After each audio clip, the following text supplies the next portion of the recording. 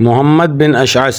جس نے مسلم بن عقیل کو گرفتار کیا تھا، حسب وعدہ حضرت حسین رضی اللہ عنہ کی طرف قاصد بھیج دیا کہ وہ ان کو راستے سے ہی واپس لوٹا دیں اور ساری صورتحال سے آگاہ کر دیں، جس پر حضرت حسین رضی اللہ عنہ کے بعض ساتھیوں نے کہا کہ اللہ کے واسطے اب آپ کوفہ نہ جائیں، کیونکہ وہاں پر اب آپ کا کوئی ساتھی اور مددگار نہیں رہا، بلکہ یہی لوگ اب آپ کے مقابلے پر آ جائیں گے۔ یہ سن کر مسلم بن عقیل کے صاحبزادوں نے کہا کہ ہم ہرگز ان کا انتقام لیے بغیر واپس نہ جائیں گے، اور حضرت حسین رضی اللہ عنہ نے بھی یہی ارشاد فرمایا کہ مسلم کے بعد اب زندگی میں کوئی مزہ نہیں۔ چنانچہ انہوں نے اپنا سفر جاری رکھا۔ اس کے بعد حضرت حسین رضی اللہ عنہ نے اعلان کر دیا کہ جو یہاں سے واپس جانا چاہیں بخوشی جا سکتے ہیں، مجھے ان سے کوئی گلہ نہیں، کیونکہ جن لوگوں نے ہماری اعانت کا وعدہ کیا تھا وہ سب پھر گئے، اب میں کسی کا خون اپنے سر نہیں لینا چاہتا۔ یہ سن کر راستے سے جو بدوی لوگ آپ کے ساتھ ہوئے تھے وہ سب دائیں بائیں ہو گئے، اور آپ کے ساتھ صرف وہی اصحاب رہ گئے جو مکے سے آپ کے ساتھ چلے تھے۔ اتنے میں میدان میں کچھ لوگ آتے ہوئے دکھے۔ قریب آنے پر معلوم ہوا کہ حر بن یزید کو حسین بن نمیر نے 1000 کا لشکر دے کر حضرت حسین رضی اللہ عنہ کو روکنے کے لیے بھیجا ہے۔ جب وہ لشکر آیا تو ان کے سامنے حضرت حسین رضی اللہ عنہ نے خطبہ دیا اور ان کو ان کے عہد و پیما یاد دلائے۔ اسی اثناء میں 3 نمازیں ادا کی گئیں، اور ہر نماز کے بعد حضرت حسین رضی اللہ عنہ تمام لشکر کے سامنے خطبہ دیتے اور ان کو سمجھاتے، مگر وہ نہ مانے۔ دشمن کے لشکر کے بھی سارے لوگوں نے حضرت حسین رضی اللہ عنہ کے پیچھے نمازیں ادا کیں۔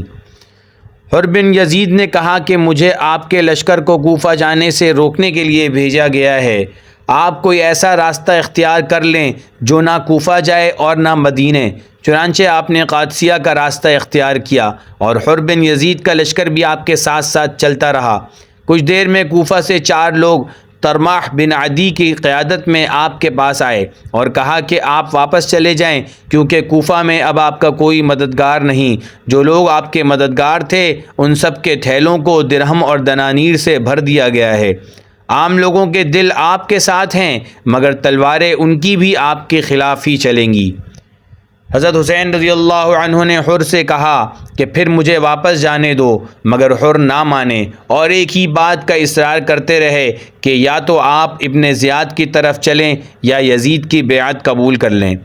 آپ کے ساتھیوں میں زہیر بن قین نے آپ سے عرض کیا کہ جیسے جیسے وقت گزر رہا ہے مشکلیں بڑھتی جا رہی ہیں، آپ ہمیں ابھی حملہ کرنے کا حکم دے دیں، کیونکہ بعد میں اور بڑا لشکر آ جائے گا تو ہم اس کی بھی طاقت نہ رکھیں گے۔ مگر حضرت حسین رضی اللہ عنہ نے صاف انکار فرما دیا کہ ہم جنگ میں ابتدا نہیں کریں گے۔ ابھی یہ بات چل ہی رہی تھی کہ ابن زیاد نے عمر بن سعد کو مجبور کر کے، ہر چند کہ وہ چاہتے تھے کہ حضرت حسین رضی اللہ عنہ سے مقابلے کی مصیبت اس کے گلے نہ آئے، حضرت حسین رضی اللہ عنہ کے مقابلے کے لیے 4000 کا لشکر دے کر روانہ کر دیا، اور اس سے کہا کہ حضرت حسین کو سوائے اس کے کہ وہ یزید کی بیعت کر لیں اور کسی چیز پر راضی نہ ہونا، اور ان کو ایسے میدان کی طرف لے جاؤ جہاں پر پانی نہ ہو اور ان کا پانی بھی بند کر دو۔ چنانچہ حضرت حسین رضی اللہ عنہ اور ان کے ساتھیوں پر پانی بھی بند کر دیا گیا۔ یہ واقعہ شہادت سے 3 دن پہلے کا ہے۔ اس کے بعد حضرت حسین رضی اللہ عنہ نے اپنے 30 سواروں اور 30 پیادوں کو پانی لینے کے لیے بھیجا، جس پر مقابلہ بھی ہوا، مگر وہ کچھ پانی لانے میں کامیاب ہو گئے۔ عمر بن سعد نے حضرت حسین رضی اللہ عنہ سے کوفہ آنے کی وجہ پوچھی تو آپ رضی اللہ عنہ نے سارا ماجرا ارشاد فرمایا کہ کس طرح کوفہ والوں نے ان کو خط لکھا، اور ساتھ میں یہ بھی کہا کہ اب اگر تمہاری نیت بدل گئی ہے تو مجھے واپس جانے دو، مگر ابن زیاد پہلے ہی کہہ چکا تھا کہ ان کو واپس جانے ہرگز نہ دیا جائے، بلکہ ان کو صرف ایک ہی بات پیش کی جائے کہ وہ ابن زیاد کی طرف چلیں یا یزید کی بیعت قبول کر لیں۔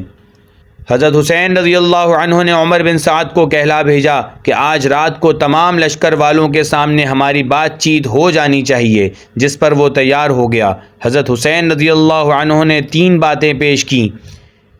نمبر 1، مجھے واپس جانے دیا جائے۔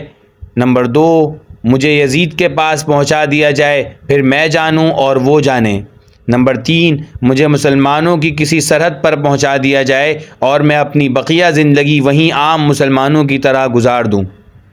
عمر بن سعد نے ابن زیاد کو اس خط کے ذریعے اس کی اطلاع دی، جس پر ابن زیاد بھی راضی ہو گیا کہ یہ ایسے آدمی کا خط ہے جو امیر کی اطاعت بھی چاہتا ہے اور خون ریزی بھی نہیں چاہتا، مگر پاس بیٹھے ملعون شمر ذی جوشن نے اس کی سخت مخالفت کی اور کہا کہ اگر آپ آج حضرت حسین رضی اللہ عنہ کو چھوڑ دیں گے تو پھر وہ قوت جمع کر کے آپ کے مقابلے پر دوبارہ آئیں گے، جس پر ابن زیاد نے شمر ہی کو خط دے کر عمر بن سعد کی طرف بھیجا کہ اب کوئی راستہ نہیں بچا، اب تم حضرت حسین رضی اللہ عنہ سے صرف ایک بات پیش کرو،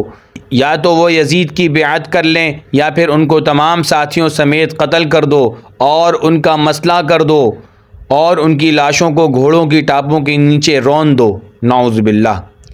شمر میدان کربلا میں 9 محرم کو پہنچا تھا۔ تھوڑی دیر کے لیے حضرت حسین رضی اللہ عنہ کو اونگ آئی اور آپ نے رسول پاک صلی اللہ علیہ وسلم کی زیارت کی، اور جب آنکھ کھلی تو بتایا کہ حضور فرما رہے تھے کہ اب تم ہمارے پاس آنے والے ہو، جس کو سن کر ہمشیرہ حضرت زینب رضی اللہ عنہا زار و قطار رونے لگیں، جس پر حضرت حسین رضی اللہ عنہ نے ان کو تسلی دی۔ عمر بن سعد کے پاس جب شمر وہ خط لے کر آیا تو عمر بن سعد نے حضرت حسین رضی اللہ عنہ کو اس کی اطلاع دی، جس پر حضرت حسین رضی اللہ عنہ نے عبادت کے لیے 1 رات کی مہلت مانگی، جس پر شمر تیار نہ ہوا، مگر عمر بن سعد نے کہا کہ تم خاموش رہو، بالکل ان کو عبادت کی مہلت دی جائے گی۔ چنانچہ اس رات حضرت حسین رضی اللہ عنہ نے اپنے رفقا کے ساتھ عبادت اور گریہ زاری میں گزاری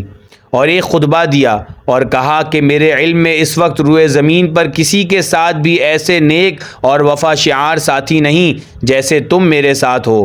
میں باخوشی راضی ہو کر تم سب کو یہ کہتا ہوں کہ تم سب میرے اہل بیت میں سے ایک ایک کا ہاتھ پکڑو اور رات کے اندھیرے میں منتشر ہو جاؤ، کیونکہ دشمن کو صرف میں مطلوب ہوں۔ مگر سب یک زبان ہو کر بولے کہ اللہ ہمیں آپ کے بعد باقی نہ رکھے، ہم ہرگز آپ کو نہیں چھوڑیں گے۔